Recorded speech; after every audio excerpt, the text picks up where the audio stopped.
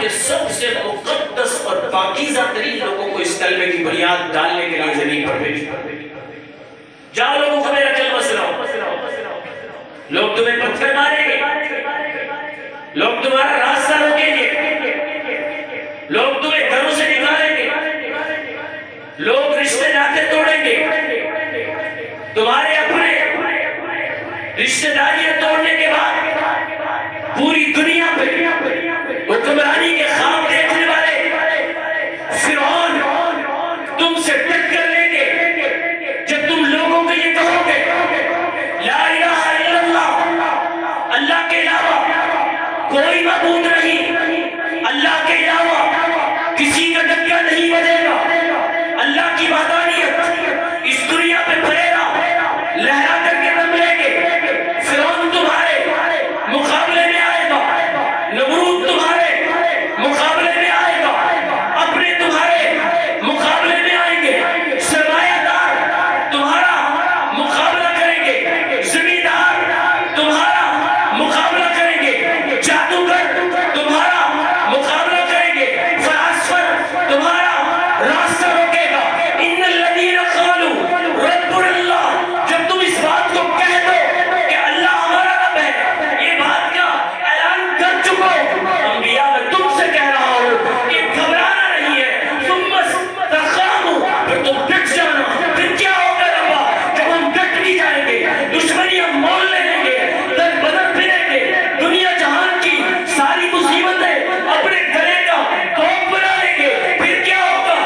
تتنزل علیہم الملائکہ، میں رب تمہارے اوپر رحمتوں کے اور اپنی مدد کے نصرت کے دروازے سبحان اللہ، اللہ کی رحمت کے دروازے کب کھلیں گے؟ جب تم کیا کرو گے؟ قربانی ابتلا کرو گے، ابتلا اور آزمائش،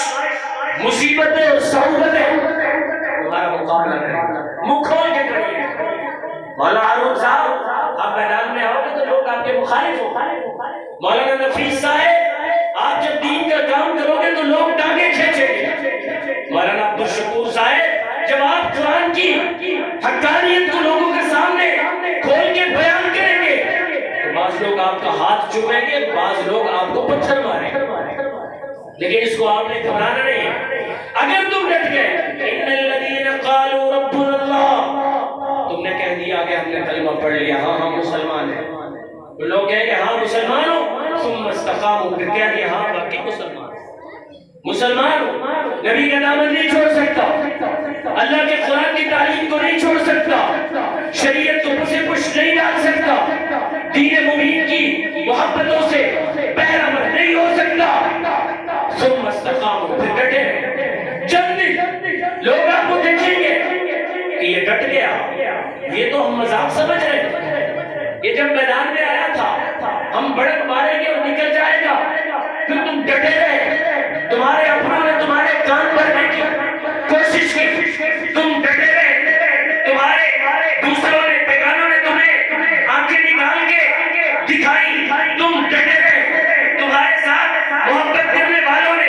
تمہارے ساتھ چلنا، صفوں میں کھڑے ہونا، تصویر کھنچانا، آواز بننا چھوڑ دیا، تم ڈٹے رہے۔ اگر تم ڈٹے رہے تو اللہ کا قرآن سنیے، ثم استقاموا تتنزل علیہم الملائکہ، میری رحمت، میری مدد اور میری نصرت کسی بزدل کے ساتھ نہیں آتی، بلکہ جو اللہ کا نام لے اس پر ٹک جائے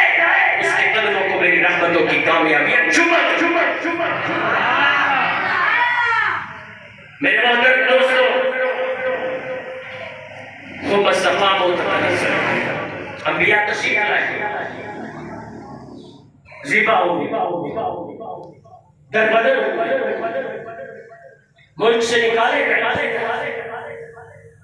رشتہ دینے سے لوگوں نے انکار کیا،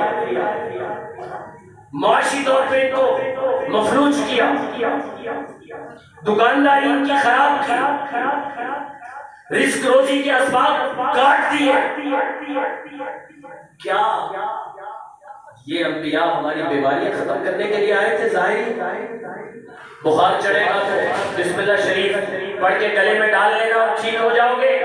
اور انبیاء یہ بات کرنے کے لیے آئے تھے تمہاری شوگر اس آیت سے ختم ہوگی، تمہارا پھنسا ہوا پلار کلمہ پڑھنے سے درست ہو جائے گا، تمہارے ٹوٹے ہوئے رشتے یہ لفظ پڑھنے سے جڑ جائیں گے۔ انبیاء اتنی مقدس ترین شخصیات لوگوں کی گائے بھینسوں کی نظریں اتارنے کے لیے تھوڑی آئے تھے کہ کلمہ لے کے آئے اور لوگوں کی گائے بھینسوں کی نظریں اتارے، اور جن کو خواب گندے آتے ہیں ان کو کلمہ بتا کے آئے کہ تمہیں خواب سے ہی آئیں گے، اور جن کے پلاٹ بچے ہوں، جن کا کاروبار اور رزق روزی نہ چلتا ہو، جن کو کوئی جن بھوت نظر آتے ہو، انبیاء ان کے آیات بتانے کے لیے نہیں بلکہ اللہ کی وحدانیت کا ڈنکا پوری دنیا میں لہرانے کے لیے انبیاء تشریف لائے۔ اللہ کا نظام قائم کرنے کے لیے آئے تھے، اور ہم نے سمجھ رکھا ہے دین کو، ہم نے دین کو سمجھ رکھا ہے کہ بس آیات اور جو اپنی مرضی کا دین ہے اسے قبول کیا جائے، اور جب اللہ کی حاکمیت کی زمین پر بات کی جاتی ہے تو ہم اس کے مخالف ہو جاتے ہیں۔ میرے محترم دوستو، انبیاء علیہ السلام و تسلیمات ایک عظیم مقصد کے لیے آئے تھے، اور اس وقت کا کافر سمجھتا تھا اس کلمے کا ترجمہ لا الہ الا اللہ، اللہ کے سوا کوئی معبود نہیں۔ اتنا سا لفظ کہنے سے ان کی حکومتیں ڈاواڈول ہوتی تھی، اور اس وقت کا بڑا کافر بھی سمجھتا تھا، آج کا مسلمان بھی اس سے دور، اس کو سمجھ ہی نہیں آتا کہ کلمے کے ترجمے کے پیچھے مسلمان کی حکومت چھپی ہوئی ہے، اللہ کی وحدانیت کا پھریرا علم بلند کرنا اس کے پیچھے چھپا ہوا ہے۔ میرے محترم دوستو، آج امت مسلمہ کو اس کلمے کے معنی و مفہوم کو سمجھ کر آگے بڑھنا ہوگا، اور امت مسلمہ کے اس عظیم انقلابی پیغام کو جس کے لیے انبیاء علیہ الصلوۃ والتسلیمات تشریف لائے، اس پیغام کو پہنچانے کے لیے پوری دنیا پہ حکومت کرنے کا خواب دیکھا ہے۔ اگر آج میں مختصر آخری بات عرض کر رہا ہوں، اگر آج ہم یہ سوچ لیتے ہیں کہ صرف تبلیغ کا راستہ اختیار کیا جائے، مدارس چلانے اور بنانے کا راستہ اختیار کیا جائے، اور دینی دوسرے شعبے ان پہ کام کیا جائے، اور جو دین کا اہم ترین شعبہ ہے جو ان تمام شعبوں کی حفاظت کے لیے ہے، سیاست جو حضور علیہ السلام نے مسجد نبوی کے منبر پر بیٹھ کر فرمائی، اور اس سے دور رہ کر باقی تمام شعبوں میں زندگی پیدا کر سکے، ایسا کبھی نہیں ہوگا۔ آپ کو کچل دیں جہاں سیاسی علماء جن ممالک میں زندہ نہیں ہیں، اللہ کی قسم وہاں دین اپنی آب و تاب و شان کے ساتھ سلامت نہیں۔ جہاں سیاسی علماء زندہ ہیں، جہاں سیاسی علماء کا اثر و رسوخ برقرار ہے، بخدا وہاں اسمبلیوں سے لے کر مسجد اور مصلی تک اور خانقاہوں سے لے کر منبر و محراب تک حضور علیہ السلام کی شریعت کا وہ روشن چہرہ